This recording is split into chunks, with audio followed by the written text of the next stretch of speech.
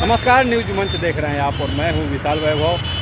RSS प्रमुख मोहन भागवत के बयान के बाद जो है देश की राजनीति जो है गर्म हो चुकी है। हालांकि बिहार में भी लेकर जो है इसमें कई तरह के जो है जुबानी जंग देखने को मिल रहे हैं। जहां राजद ने जो है इसे नफरत की राजनीति बताया है, तो वहीं बीजेपी कहीं ना कहीं इसका समर्थन करते हुए नजर आई है। तो विजय सिन्हा जो कि बिहार के उप मुख्यमंत्री हैं, सम्राट चौधरी, इन तमाम लोगों ने जो है हिंदू राष्ट्र की सिफारिश कर डाली है। क्या कुछ कहा है आपको छोड़ जाते हैं तमाम प्रतिक्रियाओं के साथ। बने रहिए न्यूज मंच के साथ। न्यूज मंच के लिए विशाल वैभव, पटना। मोहन भागवत जो कि आरएसएस के आज स्थापना दिवस के अवसर पर और विजयादशमी के दिन जो है उन्होंने कहा है कि हिंदू एकजुट हों तभी सशक्त होंगे, लेकिन इसको लेकर विपक्ष हमलावर है और सवाल खड़े कर रहा है। क्या कुछ कहेंगे? विपक्ष का जो काम है वो तो कर ही रहे हैं। जैसे मोहन भागवत जी जो है हिंदू राष्ट्र, हिंदू के लिए समाज से आते हैं। पहला प्राथमिकता उनको एक हिंदू के बारे में ज़्यादा से ज़्यादा सामाजिक होकर एकत्र होने की बात कोई बड़ी बात नहीं है। जैसे और भी समाज है, मुस्लिम समाज है, उनका भी अपना एक कॉन्सेप्ट है कि हम लोग एक हो। तो ये कोई इसमें कोई अलग तरह का बात है नहीं।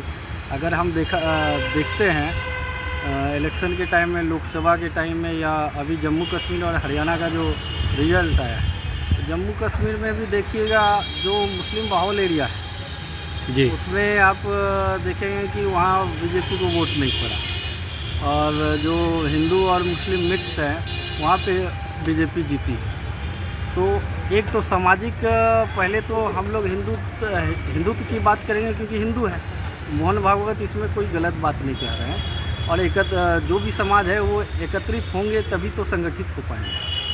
लेकिन इसे नफरत की राजनीति बताया जा रहा है। देश की राजनीति तो देश को तोड़ने वाली बात कही जा रही है। देखिए, राष्ट्रवाद, जब भी राष्ट्रवाद की बात आती है उसमें हिंदू मुस्लिम सभी आ जाते हैं, और सबका सुरक्षा, सभी समाज का एकत्र करना सुरक्षात्मक, और जैसे कि आज़ादी से लेकर आज तक सभी लोग का इसमें बलिदान दिया गया है। कोई विशेष तौर पे एक जाति धर्म के लोग नहीं थे, सब लोग ये हैं। जब राष्ट्रवाद की बात आती है तो वहाँ पे सभी जो मोहन भागवत भी एक ही मुद्दा पे रहते हैं कि सभी समाज का सर्वांगीण विकास कैसे हो। और जब हिंदू, जैसे विजयदशमी के दिन आरएसएस का विशेष दिन होता है जी, उस दिन अगर वो हिंदू, अपने चूँकि वो खुद हिंदू है, तो पहले अपने समाज के प्रति उनका दायित्व है।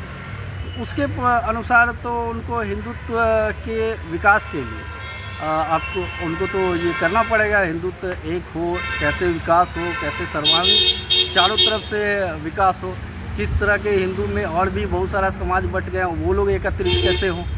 इस कारण उसमें कोई दो राय नहीं है। रही बात विरोधी पार्टी की, तो विरोधी पार्टी तो उनका काम ही है हर एक चीज़ में उल्टा सोचना, उल्टा लोगों को एक तरह से दिग्भ्रमित करना। जैसे लोकसभा इलेक्शन में संविधान सुरक्षित नहीं थे, इस तरह का जो माहौल बनाया गया जिससे उनको कुछ लाभ हुआ, उनका काम है इसी तरह का माहौल बनाना। क्या ऐसा नहीं लगता कि इस तरह के बयान आने वाले चुनाव में एनडीए के लिए नुकसानदायक हो सकता है? एनडीए देखिए राष्ट्रवाद के लिए जीता है, सभी समाज के लिए जीता है, सभी धर्म के लिए जीता है, और पूरे भारतवर्ष की बात करता है।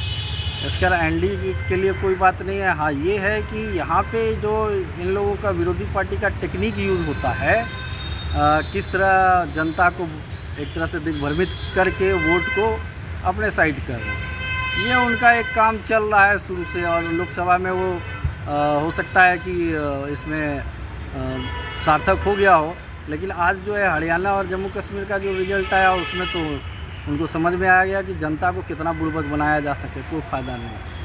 अब जम्मू की बात करते हैं तो जम्मू में कहाँ आपकी सरकार बनी? जम्मू में एक तरह से अगर जम्मू की बात करते हैं तो आज भी वोट परसेंटेज की बात करेंगे तो दोनों का वोट परसेंटेज लगभग सेम है। आपका कांग्रेस या जो भी पार्टी लड़ी और बीजेपी का, दोनों का वोट परसेंटेज सेम है। दूसरी बात है, जिस जगह मुस्लिम बाहुल है वहाँ पे हम लोग को 2 से 3% मिला, जो जम्मू क्षेत्र आता है, ऊपरी क्षेत्र आता है। जो इधर जो हम लोग 25 सीट में 22 सीट जो जीते हैं, वहाँ हिंदू रहते हैं तो हिंदू अपना वोट दिए। मुस्लिम यहाँ पे वोटिंग जब भी होगा एक समाज के लोग एक ही तरफ वोट करते हैं। ये हम लोग का भारत के राष्ट्रवाद के जो मुद्दा आता है, ये एक बहुत ख़तरनाक बात है कि अगर एक समाज एक ही तरफ जा रहा है तो ये खतरनाक है। जबकि आपके लिए नरेंद्र मोदी जी हो या एनडीए की सरकार हो, वो जो विकास की बात करते हैं, सर्वांगीण सारे समाज की बात करते हैं, सारे समाज का विकास की बात करते हैं, बहुत सारा वैसा विकास का काम किए हैं। उसके आधार पे वोट नहीं अगर देते हैं कोई समाज, तो ये देश के लिए खतरा है। धन्यवाद। संघ प्रमुख मोहन भागवत जी का वक्तव्य सामने आया। मोहन भागवत जी ने देश में बढ़ रहे नफरत के माहौल पर चर्चा नहीं की। मोहन भागवत जी ने इस बात की चर्चा नहीं की कि केंद्र के मंत्री किस तरह से धर्म विशेष को टारगेट करके राजनीतिक लाभ के लिए वैसा वक्तव्य दे रहे हैं जिससे समाज विभक्त होता है। समाज में नफरत का माहौल खड़ा करके जब जो संविधान और देश की एकता अखंडता की रक्षा का संकल्प लेने वाले मंत्री ऐसा वक्तव्य दे रहे हैं तो उनको इस पर भी तो चर्चा करनी चाहिए थे। उनको बताना चाहिए था कि भारत जो पुरातन काल से अनेकता में एकता का मिसाल रहा है, जो भारत गंगा जमुनी संस्कृति का गहवारा रहा है, उसको किस तरह से छिन्न भिन्न करने का प्रयास किया जा रहा है। मोहन भागवत जी ने बेटी के संबंध में, बेटी की रक्षा के संबंध में चर्चा की, लेकिन उन्होंने पिक एंड चूज बातें कही। उन्होंने कोलकाता के आरजेकर अस्पताल की घटना की तो चर्चा की, लेकिन पुणे की घटना की चर्चा नहीं किए। सहारनपुर और लखनऊ की घटना की चर्चा नहीं किए। बिहार के मुजफ्फरपुर और अन्य जिलों में हो रही घटनाओं की चर्चा नहीं किए। उड़ीसा की घटनाओं की चर्चा नहीं किए। भाजपा शासित राज्यों में बच्चियों के साथ जिस तरह से बलात्कार, व्यभिचार और अत्याचार, यौनाचार की घटनाएं हो रही हैं, उस पर चर्चा नहीं किए। और जिस तरह से भाजपा के सांसद के द्वारा महिला खिलाड़ियों के साथ जो उनके साथ अत्याचार और व्यभिचार की घटनाएं की गई, उस पर चर्चा नहीं की। उस पर भी तो चर्चा कर लिए होते, क्योंकि आज पूजा हम लोगों ने किया है और हम शुभ काम शुरू करते हैं।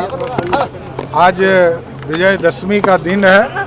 हम लोगों का लक्ष्य है बिहार से जो असुरी ताकत है उसको भगाना, असत्य पर सत्य की विजय कराना और बिहार में विकास की ओर ले जाना।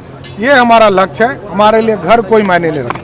तो देखिए सम्राट जी, मैं रहता हूँ अपने घर में हूँ। मेरे पिताजी माताजी के आशीर्वाद से घर है, छोटा सा घर है, लेकिन रहूंगा यहाँ पर। सरकारी कार्य जरूर करूंगा। कई कहानी है, ये सब पदाधिकारी देख रहे हैं, शीघ्र आपको दिखेगा। वास्तु दोष भी है सर, इस घर की कई कहानी है। मैं स्पष्ट तौर पर यह समझता हूँ कि सत्यनारायण भगवान का पूजा कर दिया, इससे ज्यादा शुभ। और विजयदशमी के दिन मैं यहाँ आया हूँ। जितने असत्य लोग हैं उस पर सत्य की विजय होगी।